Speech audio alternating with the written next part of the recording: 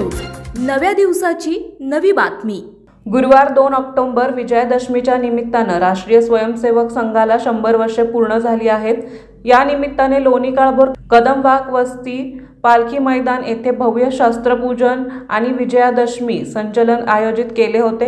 राष्ट्रीय स्वयंसेवक संघाचे संस्थापक 1925 मध्ये नागपूर येथे डॉक्टर केशव बळीराम हेडगेवार यांनी केली होती। या 100 वर्षाच्या प्रवासात संघाने समाजसेवा, शिक्षण, संस्कार, ग्रामविकास आणि राष्ट्रभक्ती या क्षेत्रात अद्वितीय कार्य केले आहे। या ऐतिहासिक क्षणाचे औचित्य साधून वार्षिक शस्त्रपूजन आणि संचलन भव्य दिमाखदार पद्धतीने पार पडले। या ठिकाणी राष्ट्रीय स्वयंसेवक संघाचे कार्यकर्ते मोठ्या संख्येने उपस्थित होते। आपल्या परिसरातील महत्त्वाच्या बातम्या पाहण्यासाठी आजच नवप्रभात न्यूज चॅनलला YouTube वर सबस्क्राइब करा आणि बेल आयकॉन प्रेस करा।